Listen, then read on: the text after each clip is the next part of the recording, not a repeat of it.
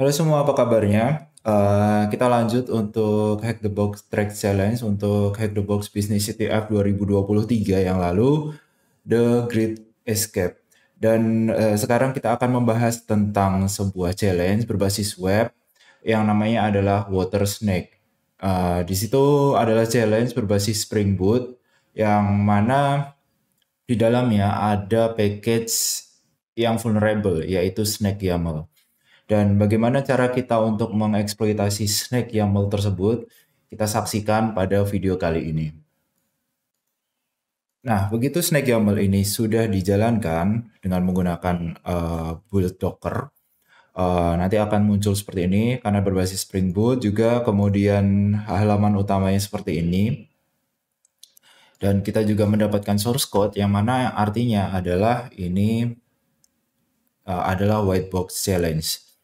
Di dalam white box challenge ini kita akan mendapatkan sebuah Spring Boot ya, berarti berbasis Java. Di sini juga ada beberapa yang menggunakan C karena di sini untuk membentuk fuel tanknya, semacam sensornya yang kita lihat di sini. Kemudian karena kita sebenarnya melihat dari kata snake-nya di sini ya, web water snake gitu kan. Pada saat kita mengerjakan, kita langsung menembak ke arah library apa yang digunakan. Jadi kalau misalkan kita berbasis Spring Boot seperti ini, kemudian mencari library apa yang digunakan, kita bisa mencari di pom.xml ini. Di dalam pom XML, kita akan mendapati satu dependensi, yaitu Snake YAML versinya 1.33. Kita bisa cari Snake YAML 1.33. Snake.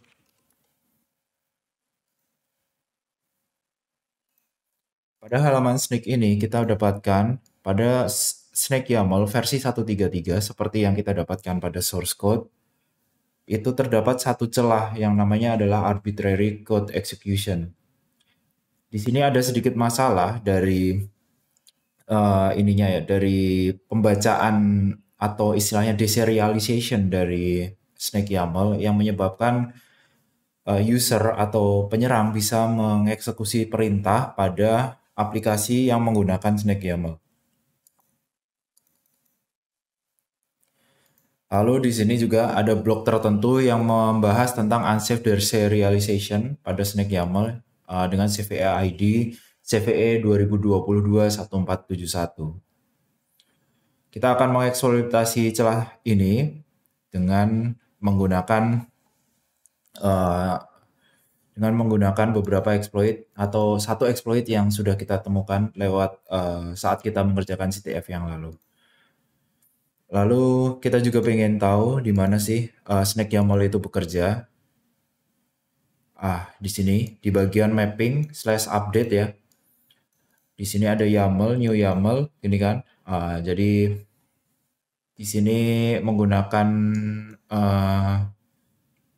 ini ya, org YAML, Snake YAML, dia mengimport satu package, kemudian dipakai di dalam sini untuk mengambil input stream dari user, kemudian nanti hasilnya setiap objek yang ada pada YAML tersebut akan di-printkan. Jadi kita akan bisa melihat apa yang kita printkan di dalam sini, di dalam terminal ini. Saya akan kecilkan sedikit terminalnya supaya mungkin bisa lebih terlihat. Oke, sekarang kita akan coba gimana sih ininya. Kita kemarin temukan ya update HTML. Ini misalkan kita buat sebuah YAML yang istilahnya random aja ya. Misalkan cyber security, klik 2 cyber karta, seperti itu. Kemudian kita submit. Nanti dia akan muncul config queue for firmware update.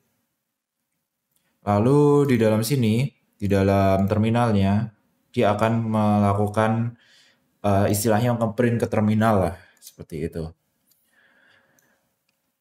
Hobi misalkan, hobi kita main bola. Kemudian kita submit. Nah, di sini akan muncul. Lalu kalau misalkan sintaks kita tidak berbasis YAML seperti main bola, kita submit, itu akan muncul error. An error occur di sini. Lalu di sini akan muncul pesan errornya. Di sini akan muncul pesan errornya.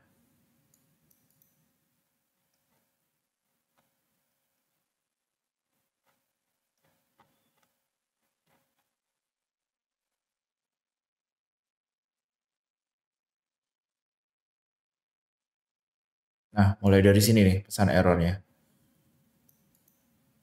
Oke.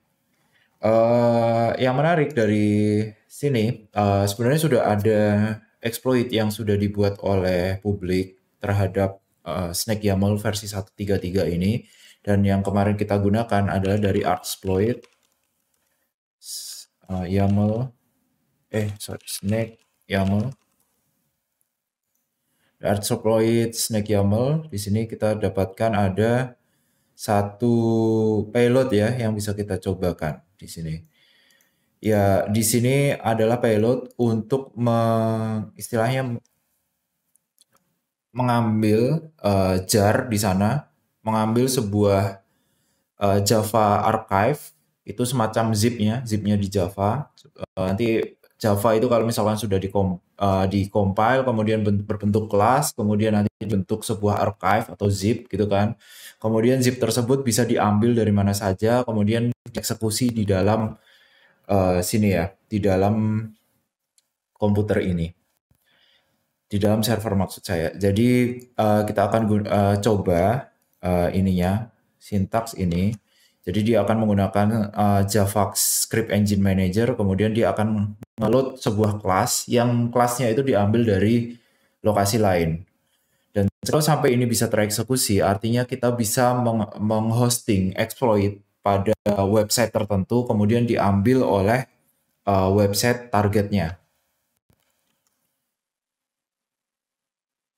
Kita akan cobakan di sini exploit titik 2, kemudian seperti ini, submit.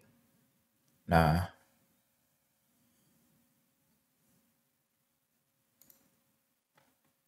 dia akan melakukan fetching ke sana gitu. Jadi kita bisa buktikan dengan menggunakan yang namanya adalah sebuah tools webhook. Webhook ini kita cobakan apakah benar-benar si URL tersebut diakses oleh package kita. Jadi di sini kita copy itu clipboard ya. Misalkan aja kalau misalkan ada yang akses gitu kan. Nanti akan muncul seperti ini. Nah, ini berarti ada yang akses dari IP berapa, seperti itu.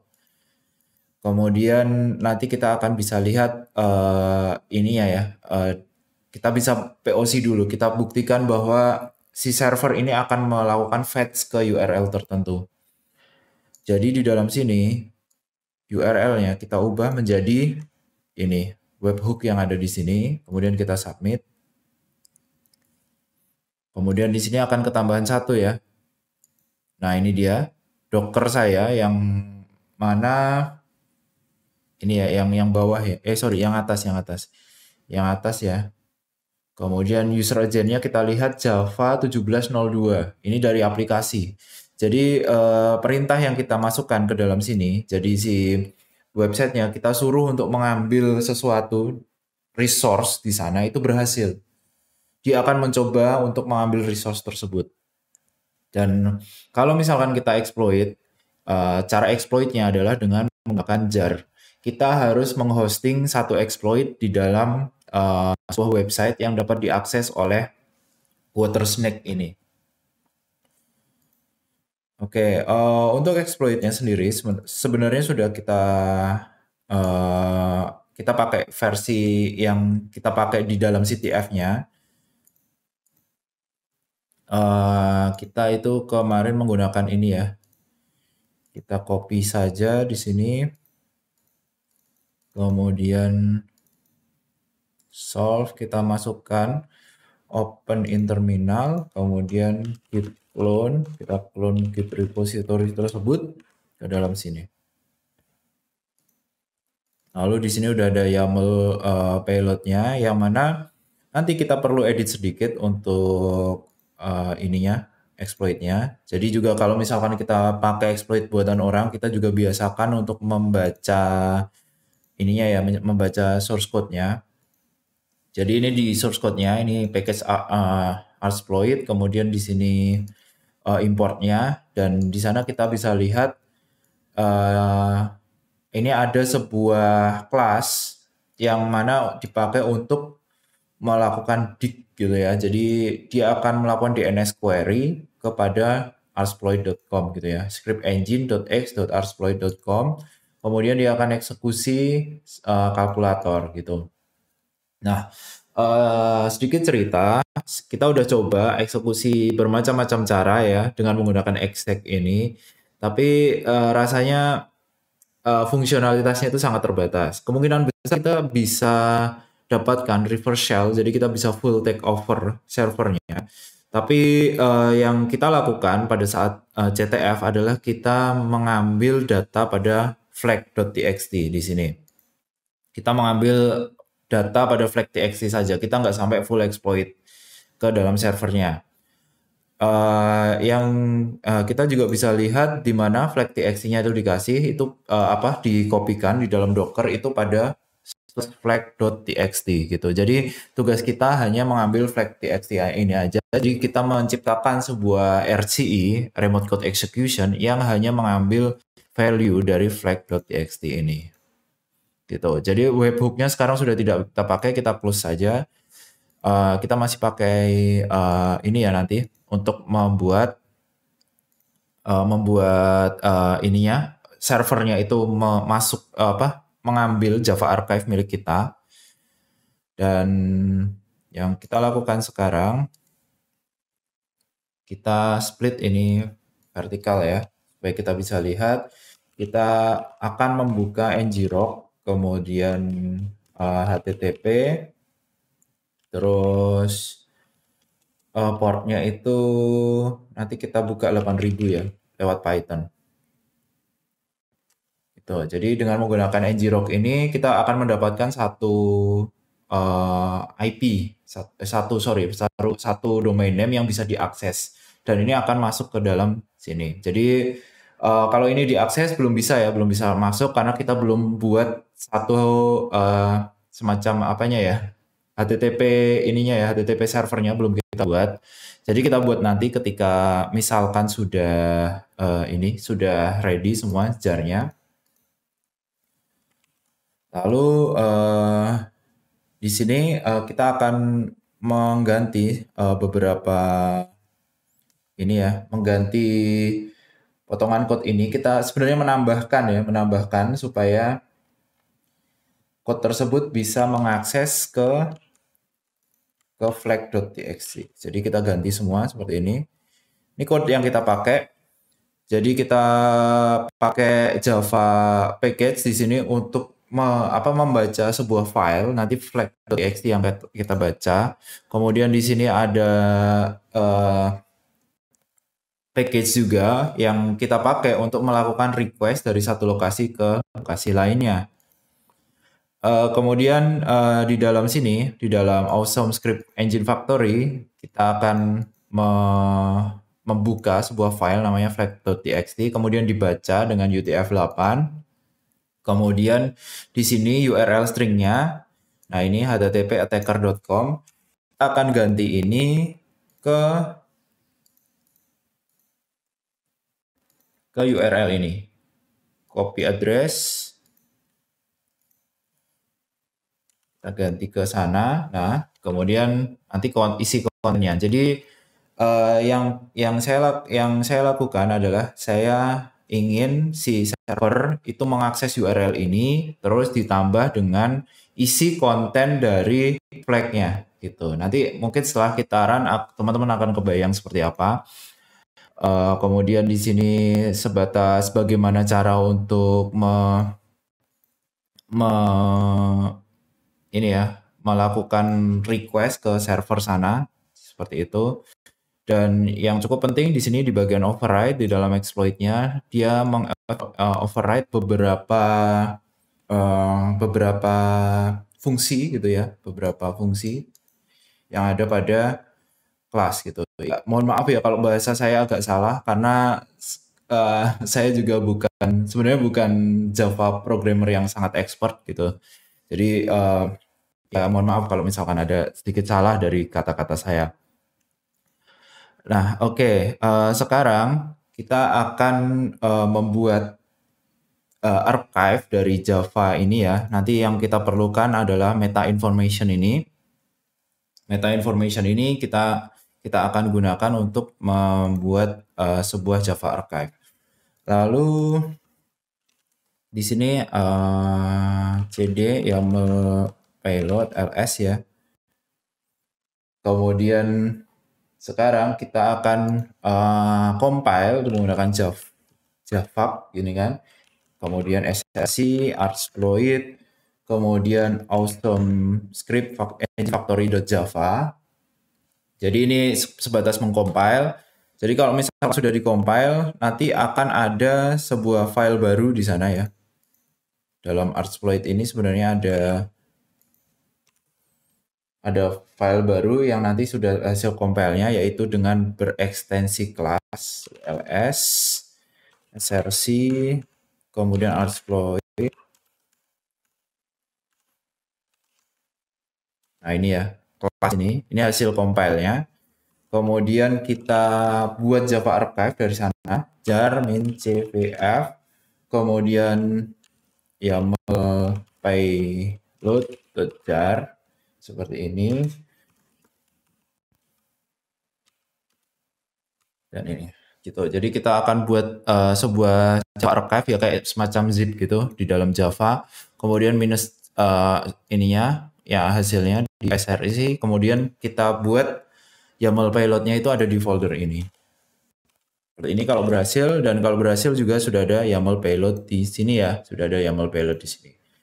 Lalu kita akan nyalakan HTTP engine-nya atau web engine-nya dengan menggunakan Python saja, Python 3 -m http.server. Gitu. Jadi dia akan mendengarkan pada port 8000. Port 8000 ini kita bisa coba ya. Localhost, kemudian 8000. Nah, di sini, file inilah yang harus diambil oleh server supaya kita execute perintah pada server tersebut. Gitu. Kemudian kita butuh juga ininya, kita uji coba ya, apakah ini connect ya. Copy address, kemudian kita coba di sana. Oke, belum berhasil ya. 8000. Oh ini visit site saja sebenarnya. Nah, oh iya. Oke, kita ulang lagi ya. Seperti ini. Nah, ini sebenarnya sudah bisa ya. Ini bisa diakses. Ini terhubung ke tadi Python HTTP server yang kita buat. Sehingga server kita atau komputer kita, directory ini secara sementara bisa diakses melalui internet. Jadi digabungkan dengan ini, maka si server nanti akan berusaha untuk mengakses ini dan memberikan informasi konten yang ada di dalamnya kepada server ini. Gitu. Jadi kita pakai servernya ini 2 kali ya. Jadi untuk di sini, kita pakai untuk di sini free app, kemudian tadi itu namanya YAML payload jar ya, YAML payload jar. Kita taruh di sini ya. Jadi ini masuk ke ngrok kita. Kemudian YAML payload jar. Kemudian kita submit. Seperti itu.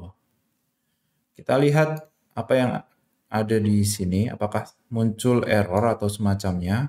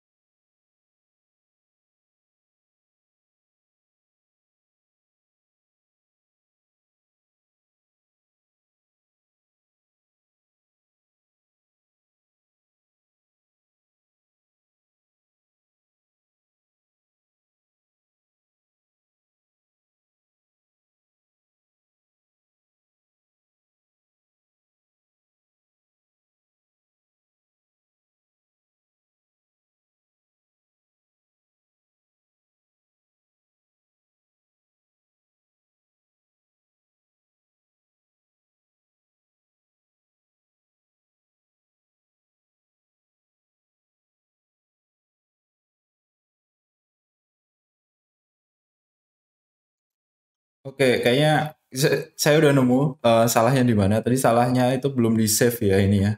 Sekedar ininya belum di save aja. Sebenarnya udah jalan, harusnya ya ini udah jalan. Ini di save, kemudian kita compile ulang ininya. Kita compile ulang. Nah, kita compile ulang menggunakan Java, kemudian menggunakan jar. eh Lalu kita jalankan jalankan ulang Dockernya ya. Dockernya juga harus dijalankan ulang.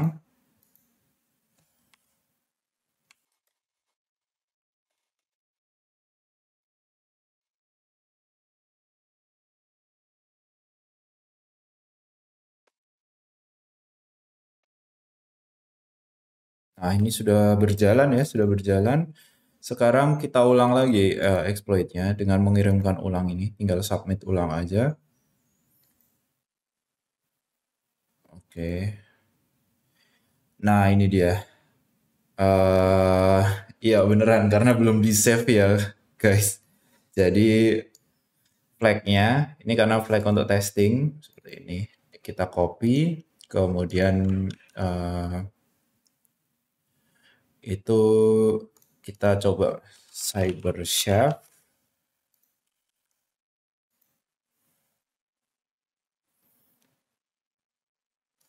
Ini dia flagnya, tapi itu masih dalam URL encoding, jadi kita URL decode seperti itu. Jadi ini adalah flagnya dan kita juga senang banget bisa menyelesaikan tantangan ini ya bersama rekan-rekan dari komunitas. Ini cukup insightful buat kita. Ternyata ada celah-celah tertentu ya di dalam Java yang mana dia bisa memanggil library dari luar lah, mengambil package dari luar secara runtime. Dan ini cukup berbahaya dan menjadi pertimbangan kita saat akan melakukan testing berbasis Java nantinya. Jadi mungkin itu dulu pada kesempatan kali ini. Terima kasih buat teman-teman yang sudah menyimak. Semoga materi ini bisa membantu teman-teman di kemudian hari. Sampai jumpa pada video-video berikutnya.